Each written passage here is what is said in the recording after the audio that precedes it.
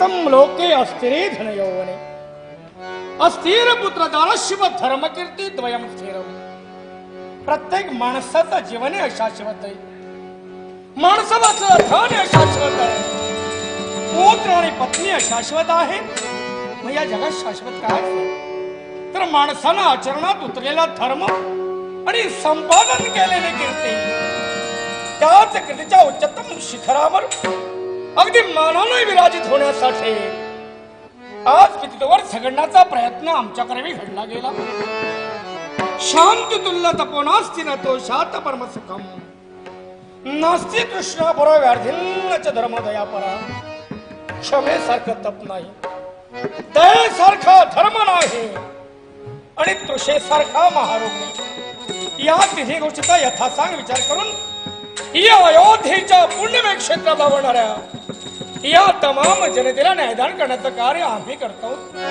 खरंच नेत्राच्या शुद्ध आणि पवित्र दृष्टीने पाहिला असेल तर जन्ममान 84 यातना पाप पुण्याची गणना ह्या ज्ञानजनक आहे. ज्या प्रमाणात सूर्योदय होताच केवळ चंद्र आणि नक्षत्र लपून जातात अदवेद ज्ञानदृष्टी या पाप पुण्यास ग्रासून टाकण्याचं कार्य करते. आणि म्हणूनच स्थूल सूक्ष्म कारण महाकारण या अयोध्येचा संचार झाल्यामुळं केवळ मायामय अशात्रता देह म्हणतोय की मला त्यात गोवून टाकलं. माया ही पूर्ण काल्पनिक असून तिनेच्या विश्वासानंतर सूर नरस इत्यादिकांना भोगलेलं आहे. सूर असुर वंचर भूचर पशुपक्षी गणगंधर्व क्रोमी कीटक आणि वृक्ष पाषाण अशा तऱ्हेच्या अखिल सृष्टीच्या निर्मितीची गणना करावी तेवढीच्या मानवी प्राणाला थोडके वाटते. धन्य दे आम्हाला जन्म देणारी मातृपितृ देवता. त्या मातृपितृ देवतेने अयोध्येच्या पुण्यमय क्षेत्रात या हरिश्चंद्राला जन्माला घालण्याचं कार्य केलं. त्या मातृपितृ देवतेच्या मुखातून निघालेले शब्द अजूनही आमच्या स्मरणात आहे. नरस्य भ्रम रूपा रूपस्य भ्रम गुणा गुणस्य भ्रम ज्ञानम ज्ञानस्य भ्रम क्षमा. रूपाचा अलंकार गुण, गुणाचा अलंकार ज्ञान, ज्ञान गुण आणि सौंदर्य या तिन्हीचा अलंकार म्हणजे माणसाची लीनता. लीनतेने सारं विश्व चिंता येतं. तर अहंकाराबाई सारा सर्वस्व अति सर्वत्र वर्जते. एखाद्याच्या जीवनात अति झाली की त्याचा सर्वनाश ठरलेला आहे. म्हणून लीनतेचा श्रावणाशी बाळगून या जनतेच्या हिताकडे कटाक्षाने लक्ष पुरव. मातृ देवतेच्या मुखातून निघालेले शब्द अजूनही आमच्या स्मरणात ठेवले. योग्य व्हायत आलो हीच इच्छा तरुण पिढीला तरुण राज करता पाहिजे. या तरुण माणूस एक रूप एक तरुण व्हायला पाहिजे. आणि म्हणून बाळ प्रत्येक माणसाचा जन्म अज्ञानरूपी अंधकारात झालाय. त्या अज्ञानरूपी अंधकाराचा हात करून ज्ञानाचा मूर्तिमंत भावसागर तुझ्या डोळ्यासमोर जर का तुला उभा करायचा असेल तर प्रत्येक माणसा आपल्या जीवनात गुरु करायला पाहिजे. आणि म्हणूनच या राजप्रासादाचा त्याग कर. आई वडिलांच्या मायेची भांडण अगदी आणि समोरच्या निरव शांततेत जा. पितृच्या स्तुत्य म्हणले राजप्रासादाचा त्याग केला आणि गृहाश्रम्यांचं जाणं झालं.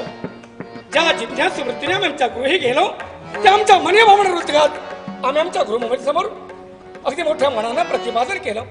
आपल्या प्रशस्त विचारांचे सांगड घालून 4 वेद 6 शास्त्र 18 पुराण 14 विद्या आणि 64 कला या सर्व विद्येत आमच्या गुरुमाऊलीने मला विश्रांत केलं. आणि त्याच आमच्या गुरुमाऊलीच्या मुखातून शब्द बाहेर पडले की बाळ न चौर्य हार्यम न चराचार्यम न भातृविभाज्यम न च भारकारे वेये कृतम एवं वर्तते विद्याधनम सर्वधनम प्रधानम विद्या विनेन शोभते. त्यानुसार एकमेकाला दिल्यानं त्याची वाढ होते. 2 बंधू वाटणीसाठी भांडू लागले. विद्याधनाची मागणी कधी होत नाही. चोर चोरी करण्याच्या महत्वाकांक्षी झाला असेल तर त्याची चोरी कधीही केली जात नाही. असं पवित्र श्रेष्ठ विद्याधन आमच्या गुरुमाऊलीनं मला बहाल केलं. 12 वर्षाचा प्रदीर्घकाल गुरुआश्रमी केव्हा गेला आमचं आम्हालाच कळलं नाही. हसत मुखानं पुन्हा अयोध्येच्या पुण्य क्षेत्रात आमचं येणं झालं. बालदार तोबदार रामाचे लोकपाल मंत्री महोदय महाराज मानकरी पदाचे पदाधिकारी या सर्वांच्या समोर आमच्या पितृदेवता आपल्या मनी मावळीत उभं केलं. माझं बाळ हे राज्य चालवायला सक्षम आहे.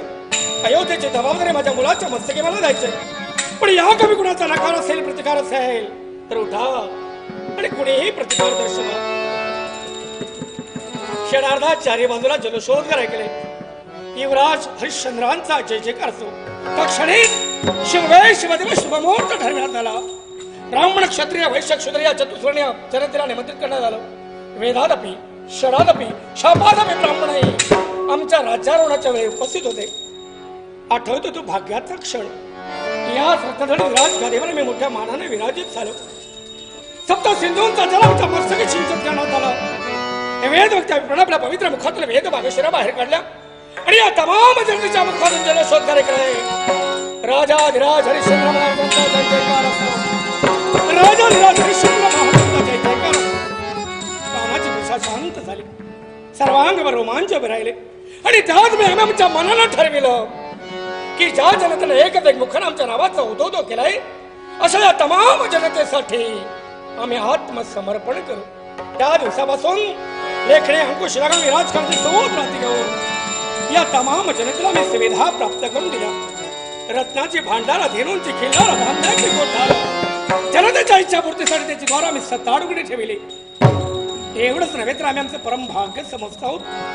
पारंपरिक प्रतिस्पर्धी म्हणून ज्यांच्याकडे पाहण्यात आलो ते व्याघ्र आणि धेनू नकुल आणि सर्प स्वतःचा वैरभाव विसरले आणि अयोध्येच्या पूर्ण क्षेत्रात मोठ्या मनाने एका कुंडात पाणी प्राशन करतायत. एके ठिकाणी चाराभरण करतायत. हे खऱ्या अर्थानं आमचं परमभाग्य होय. आणि भगवान अगदी समजून आला दिवसापासून आज मी तिथवर आसनी शयनी भोजनी ध्यानी मनी स्वप्ने चिंतने नाही आम्ही तुला पूजिलं. असं हे वैकुंठीच्या नावा हे त्रिगुणातीता भोज भाजना परमंसा परमविशा हे महाभगा सतधिरा सतशिला हे कमलोद्भवा कमल नेत्रा हे वैकुंठीच्या नारायण माझ्या बरोबर हे मानवतेचा सोग या माझ्या लाख जनतेलाही प्राप्त व्हावं एवढीच मनमन प्रार्थना करतो. मानवतेला